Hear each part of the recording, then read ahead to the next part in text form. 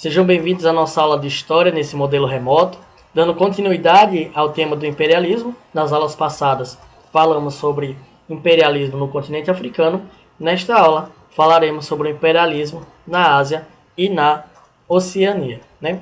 Então, vamos ver que o Japão vai se tornar uma das potências que vai atuar nesses continentes, né? O Japão ele vai ter uma mudança na sua política, na sua economia e no social, a partir do momento em que o imperador Mitsuhito, né, vai começar a ampliar o capital financeiro, ampliar as políticas sociais no país, né? Vai ser considerado a partir do momento da era Meiji, né, da dinastia Meiji. Porque vocês têm que lembrar que o Japão, até esse momento, ele era uma economia, era um país praticamente feudal, né? Eles viviam do comércio da agrária, né? Então, do rural. Então, eles vão passar a investir na industrialização. Um grande investimento vai ser na educação, né? Onde a maioria da população era analfabeta.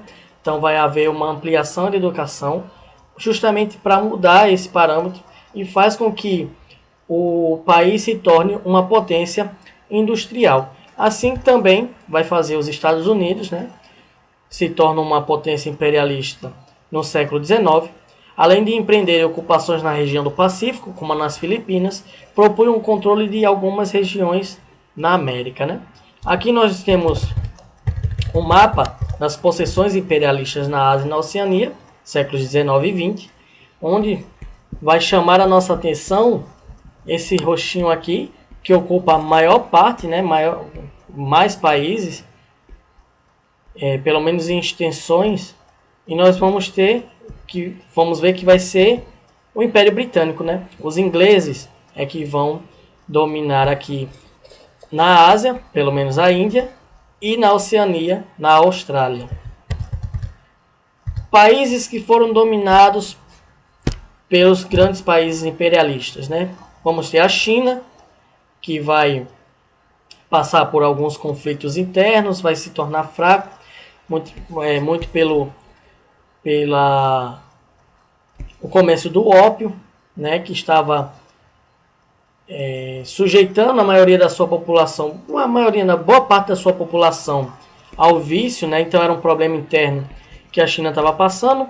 Uma economia menor, né, diante das pressões imperialistas, cedeu a essas pressões. A Índia, ao longo dos anos, a região da Índia foi ocupada por franceses, portugueses e ingleses.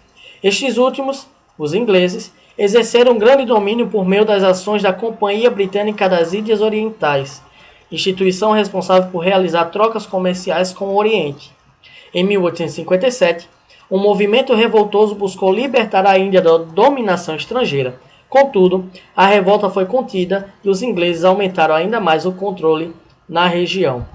Nas Filipinas, o território filipino é formado por diversas ilhas no Oceano Pacífico, que constituíram dominações espanholas ao longo de aproximadamente 300 anos. Após as lutas de independência, as Filipinas adquiriram sua liberdade em relação aos espanhóis.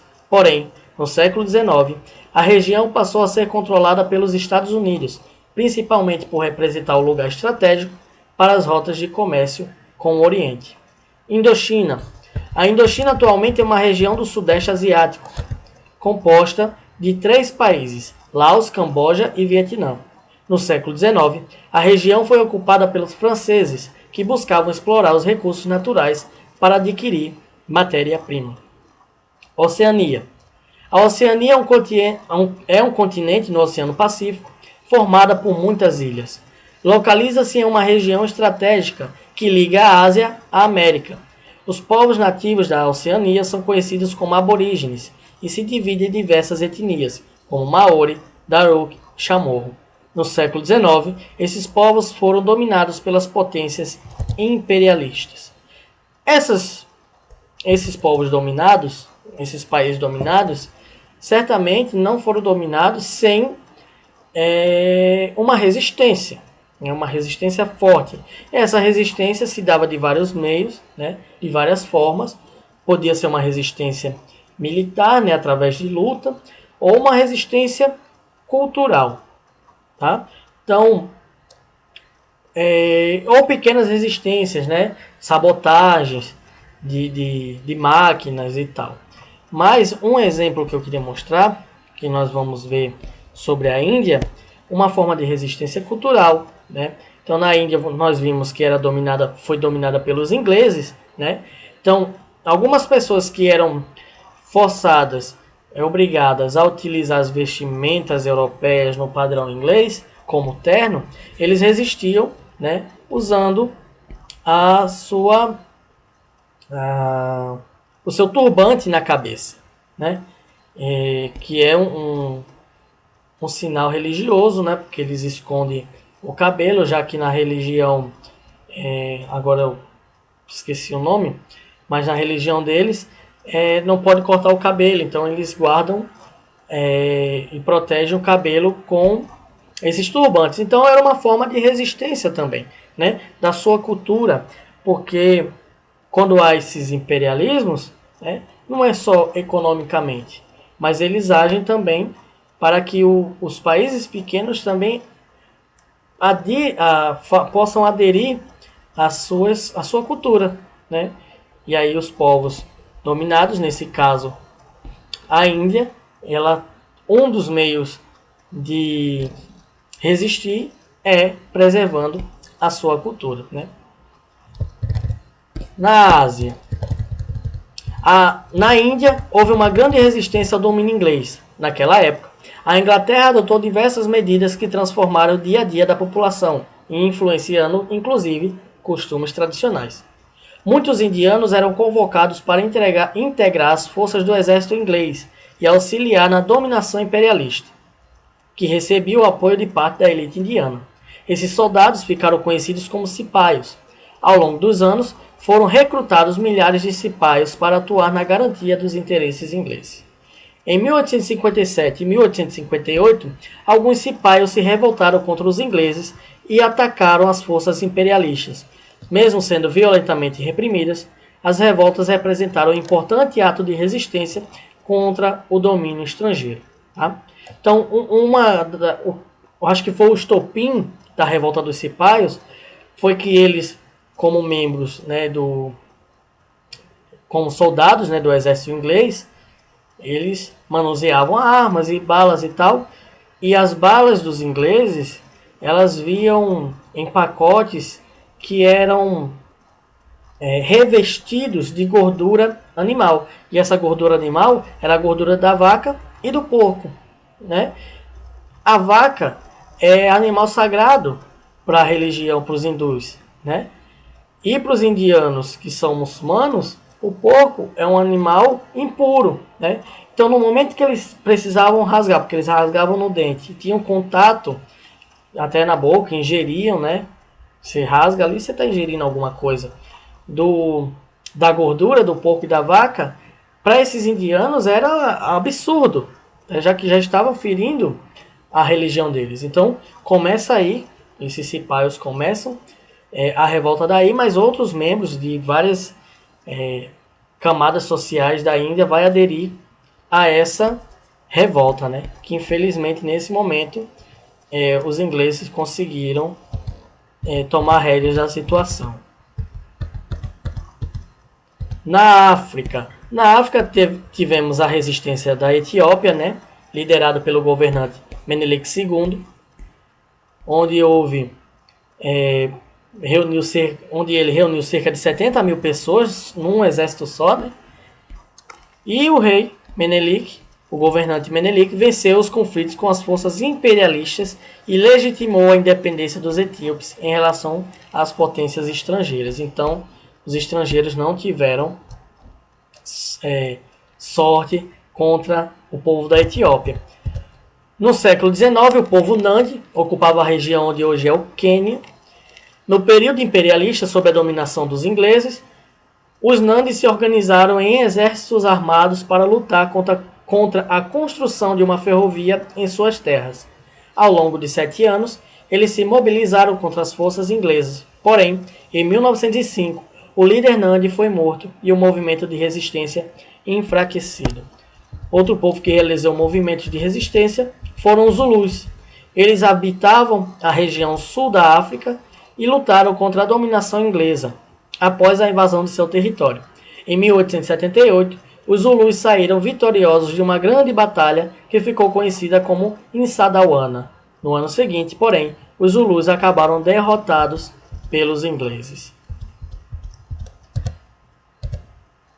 O nacionalismo na África e na Ásia. Ao longo dos anos, as imposições geradas pelas políticas imperialistas motivaram um forte sentimento de revolta entre os povos asiáticos e africanos, que desencadeou os movimentos de resistência. Nesse contexto, surgiram também muitas ideias nacionalistas, baseadas em propostas de independência das regiões sob domínio imperialista.